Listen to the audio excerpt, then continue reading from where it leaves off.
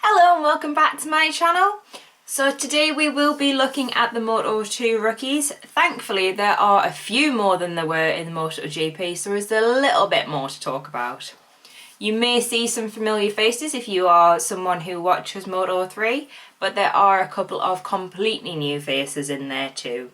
So if you want to stick around and find out who is racing in Moto2 this year, stay tuned!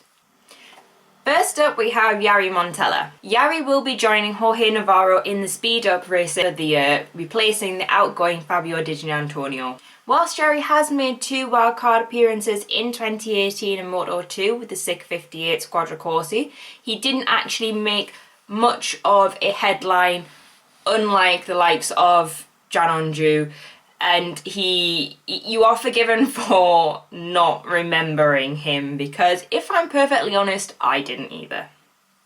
He is, however, the reigning CEV Moto2 World Champion. He has had multiple podiums whilst he was there, including 8 victories, 2 second places, and had only a singular retirement, which is really good going for anyone in motorcycle racing. So I'm really looking forward to seeing what Jari can do on a speed up machine. I hope it's a bit better than the likes of Navarro's 2020 season. So I am looking forward to seeing how much headway they can make this year as a unit. Next up we have Cameron Bobier. So Cameron is a completely new face to the Moto2 scene and the MotoGP paddock in general. He will be replacing American Joe Roberts, so they are pretty much doing a one American out, one American in to American racing. Shocker, really, I know. So Joe has obviously moved off to Italtrans. That was announced at the back end of 2020 after the whole hoo-ha of Joe and possibly going to Aprilia. But that's another story. So Cameron will be coming in to partner Marcos Ramirez for the 2021 season. Cameron is 5-time Moto America World Champion, so he is moving on to the international scene because it is kind of, he has nothing left to prove by sticking around in the US for it. He's not unfamiliar with some of the members of the paddock though. He was actually Marc Marquez's teammate in 2009 when they both rode in the 125 series.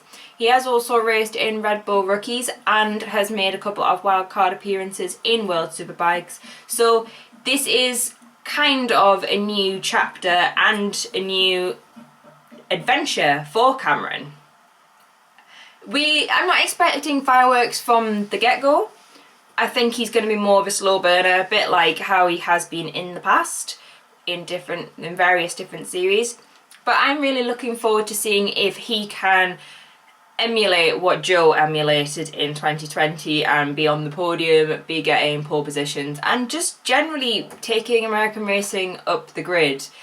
I am also looking forward to seeing how his relationship with Marcos Ramirez develops, because Ramirez seems to be one of those characters in American racing where he's very much in the background and the focus has been on Joe for the last year.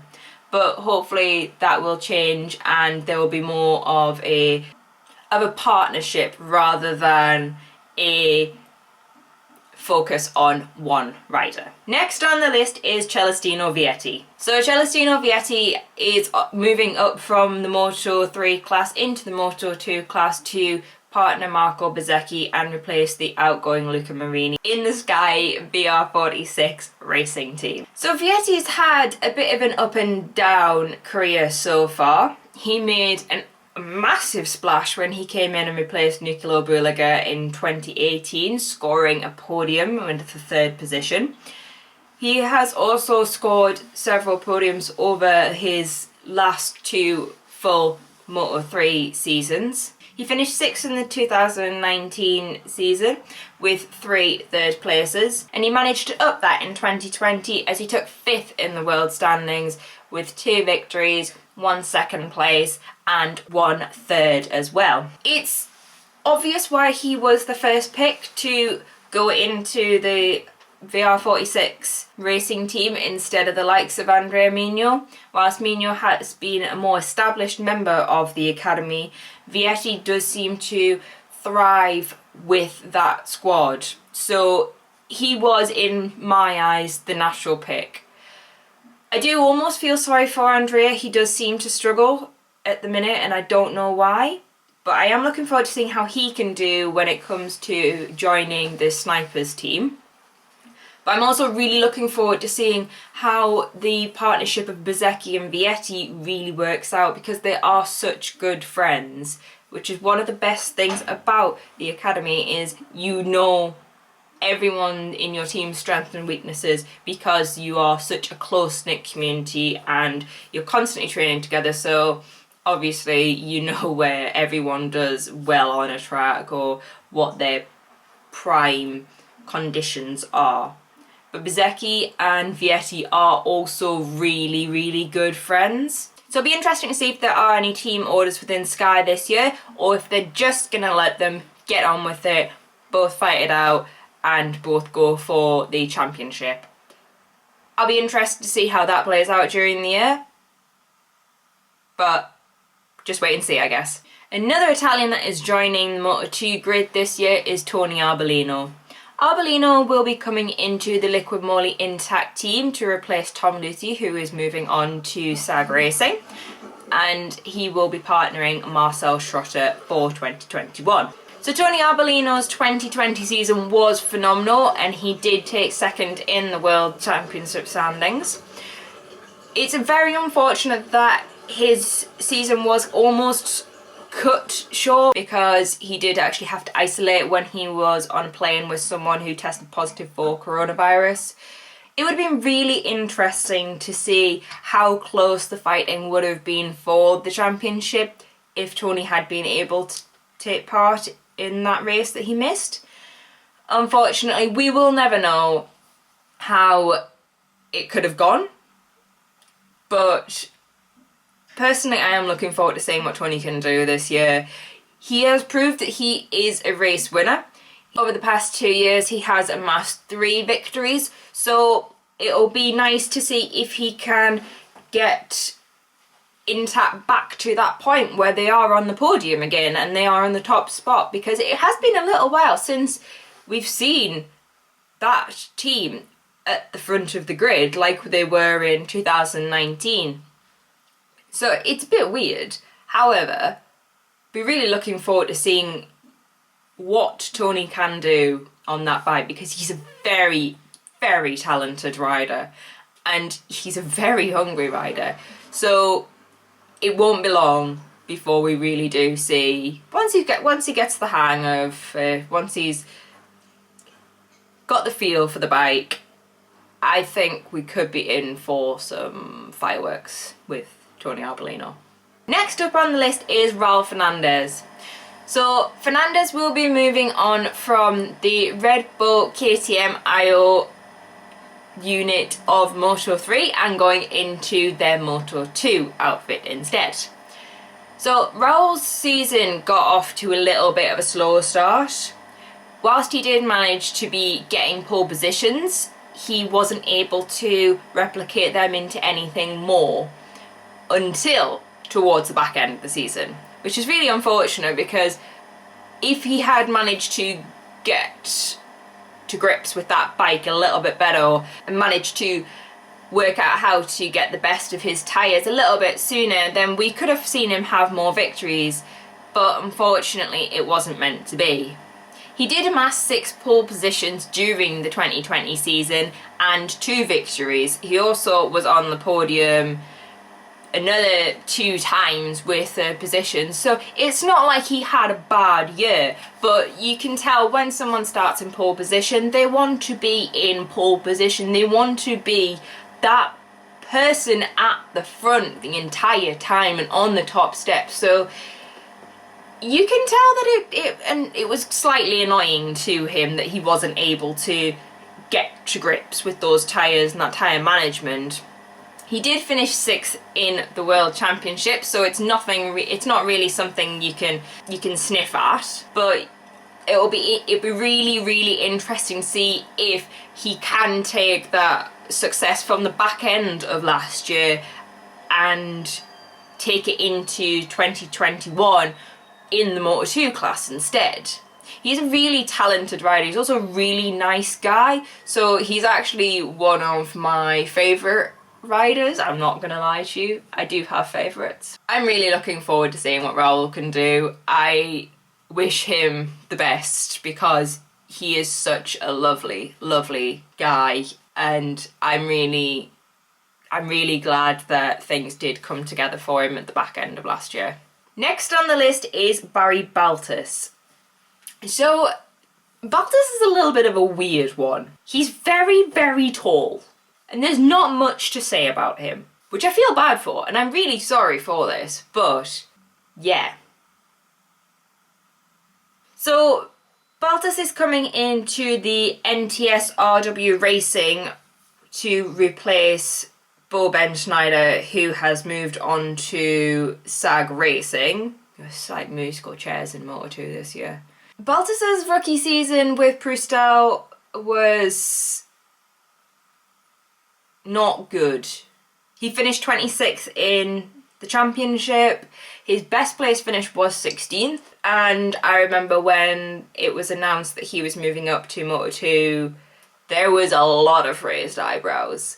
So I hope that because he's tall, he's a tall lad, I hope that because of his stature, it will benefit him being in Moto2. However, I'm not expecting groundbreaking results. I do wish him the best there, but there's really not much to say about Barry. His rookie season was 2020, and yeah, my information really just stops at 2020. So good luck to Barry, good luck to NTS. I really do hope you're the best, and I hope you see some points very soon. So the penultimate member of the list is the current reigning Moto3 world champion Albert Arenas, who has moved from the Aspar Moto3 team to the Aspar Moto2 team, because why fix something that isn't broken? 2020 was quite the turning point for Albert Arenas. He has lacked confidence in the past. You can see when he's had a few bad races, it has really affected him. Like, even his demeanour and his performance have been affected by it. But 2020 was just so different. He may have taken it down to the wire in Portimao, but with 3 victories under his belt and a few podium appearances, it was obvious that Albert Arenas did deserve his shot in Moto2, and I don't think, if it had gone any other way, if he hadn't won, I think he'd have still got that chance. I think Aspar really helped with his confidence, and the way that they have handled things for the last couple of years, where they have nurtured him and he's kind of become quite settled with that team, with the management and all the mechanics, it really did play to his benefit last year. So I'm looking forward to seeing if there can be another repeat, if he feels comfortable enough once he's got used to the bike. I'm not expecting him to do what he did in Qatar last year and just like send it to the front and win the race. I'd be really, really interested to see if any rookies can do that, to be honest. But yes, I am looking forward to seeing if his confidence from 2020 rolls over into 2021.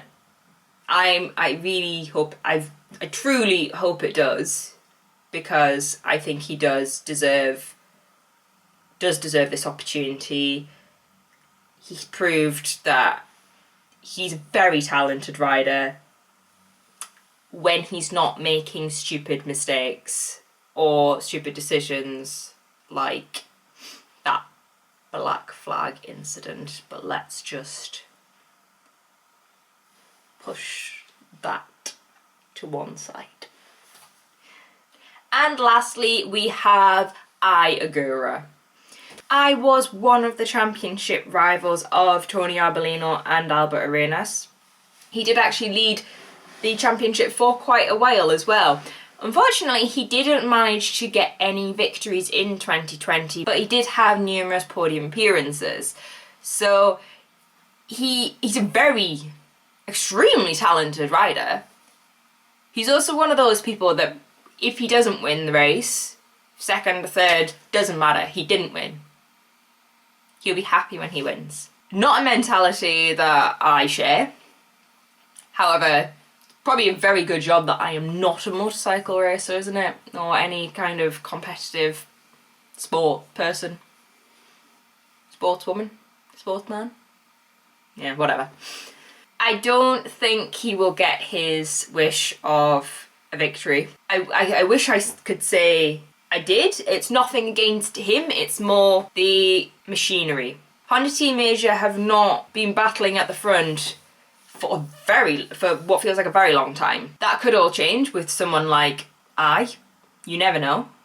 And I hope it does, because I would actually love to see Agura battling it out with the likes of Sam Lowes and Jake Dixon, Marco Bezzecchi, or even Albert Arenas and Tony Arbelino again. I would love to see that, because some of the battles are just completely insane. But unless the machinery improves, I don't hold that much hope. But we'll see. Never say never in MotoGP or Moto2, and especially not Moto3. So that is our rookies for 2021, in Moto2 at least. If you haven't already, remember to watch my MotoGP rookies, which I will link down below. I will also put it in my end plate. If you enjoyed the video, don't forget to give me a thumbs up and subscribe to my channel. Also, I will leave my socials down below. I'm always up for a chat on Twitter or Instagram.